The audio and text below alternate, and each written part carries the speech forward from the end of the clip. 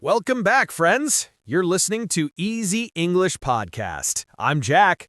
Hi, everyone. I'm Sarah. Today, we're listening to a dialogue about a very common situation, but from a different and interesting perspective. That's right. We've talked about job interviews before, but always from the side of the nervous candidate. Today, we're flipping the script and listening to the people making the decision. The interviewers. We're going to hear what happens after the candidate leaves the room. Our dialogue is between two managers, Sarah and David, who have to make a decision about whether to hire someone. It's a look behind the curtain. Let's hear what they think. But first, just a quick reminder. If you're enjoying the podcast, please take a moment to like it. And even better, leave us a comment. Your support helps us make more episodes. Okay, let's join Sarah and David's debrief.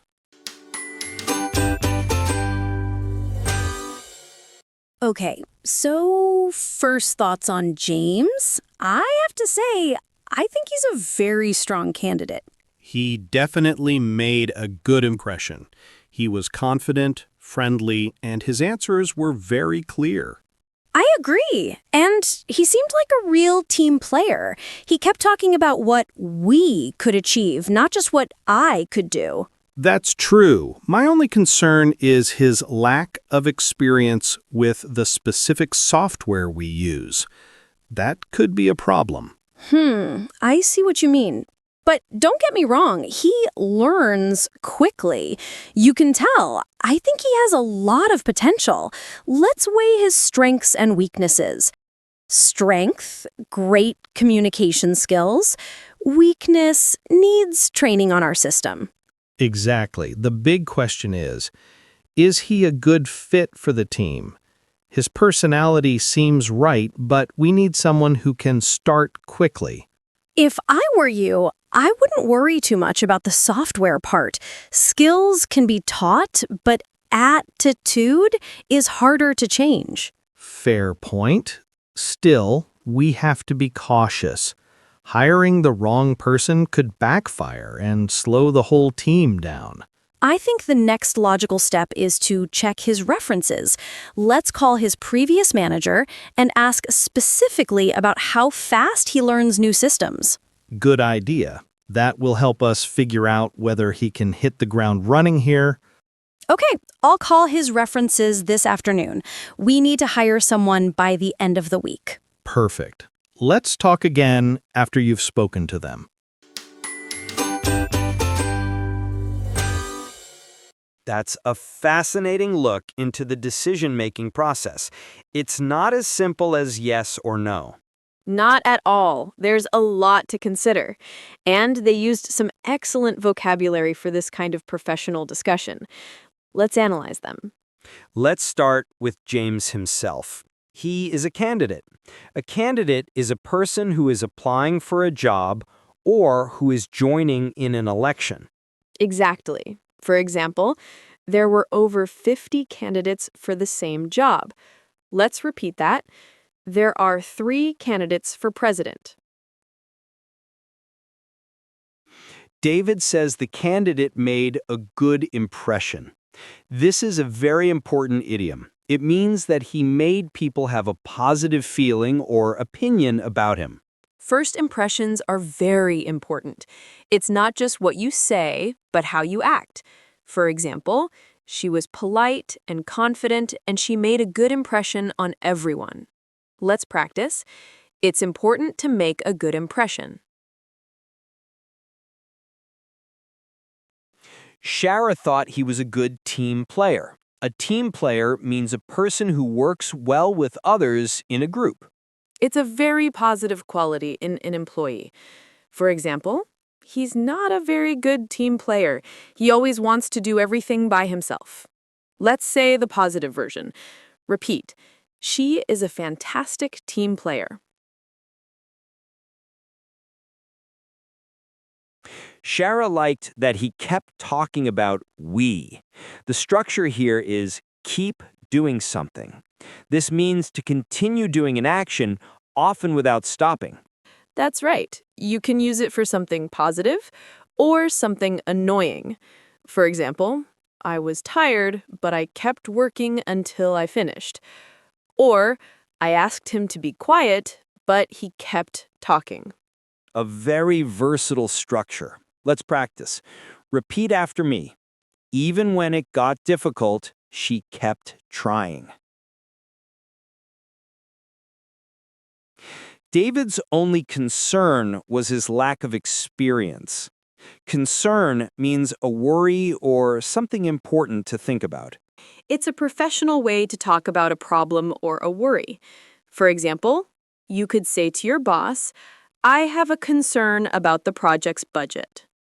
Let's repeat that. I have a concern about the plan. His concern was a lack of experience. The phrase a lack of something means not having something or not having enough of it. You can use it for many things. For example, the reason a plant died could be a lack of water. Or if someone can't make a decision, maybe they have a lack of confidence. Let's practice with the example from the dialogue. Repeat. He has a lack of experience. Shara wanted to weigh his strengths and weaknesses.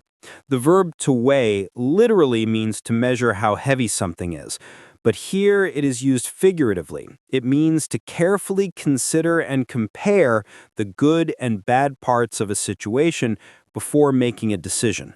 Yes, like you are putting the good points on one side of a scale and the bad points on the other. For example, she is weighing the pros and cons of taking the new job. Let's say that. You need to weigh your options carefully. And the big question was if he was a good fit for the team. A good fit for means right or suitable for a group or situation. It's not just about skills, it's about personality too.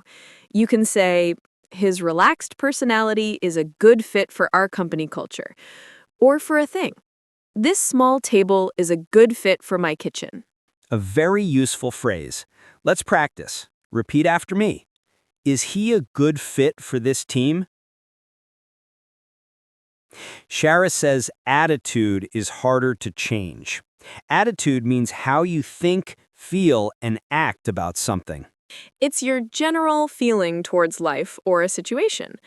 You can have a positive attitude or a negative attitude.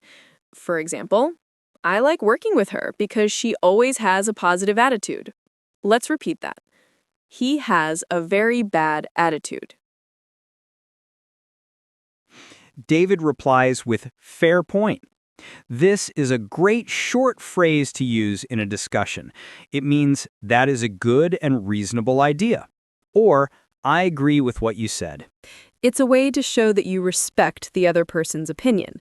For example, if I say, we should leave early to avoid traffic, you could reply, that's a fair point.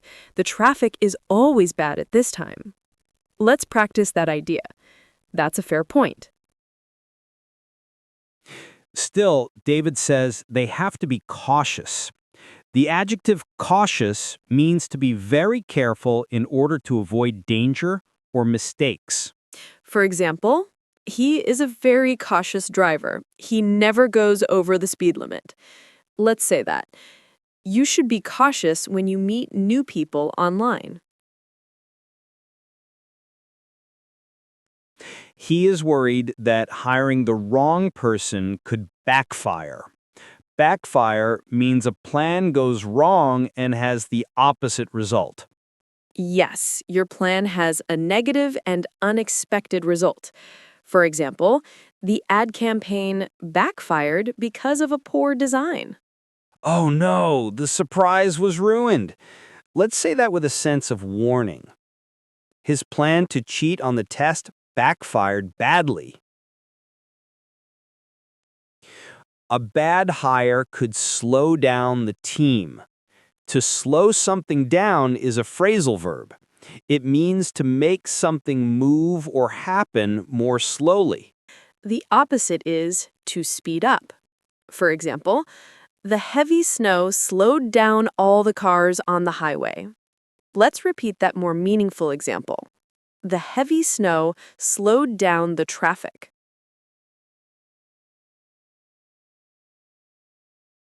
Shara calls his previous manager. Previous means before now or the one you had before. So, your previous manager is your old manager. Your previous house is the house you lived in before this one. For example, the previous owner of my car was an old lady. Let's practice. I liked my previous job.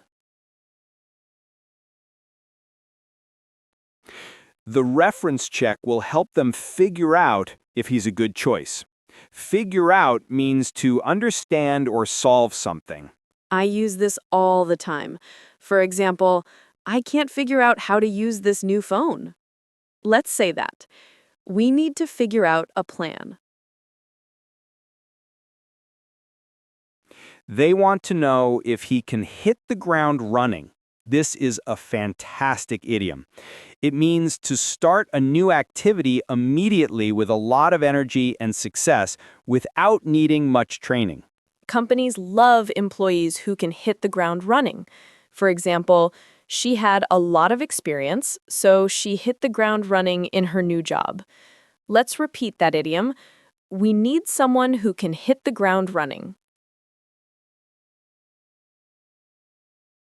Excellent. That's all of our key phrases. You all did a great job. Now that you understand all the vocabulary, let's listen to Sarah and David's conversation one last time.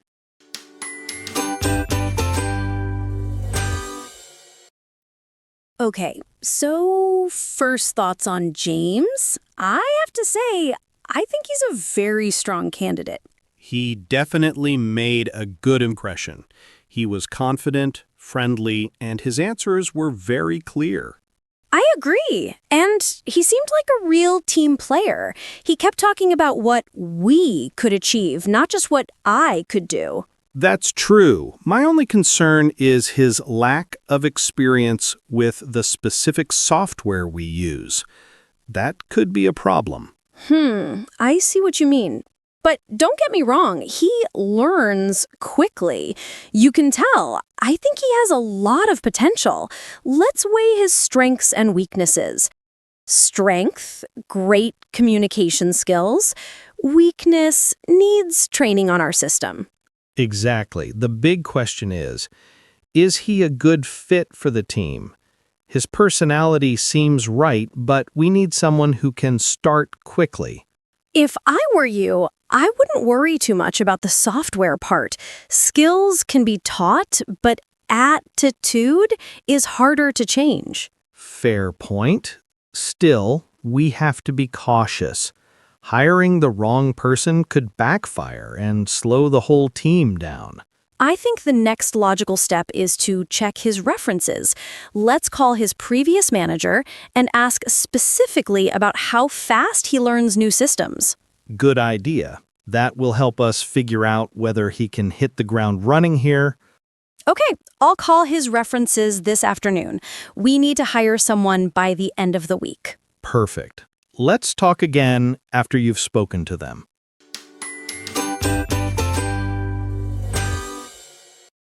That was a really interesting look behind the scenes of an interview.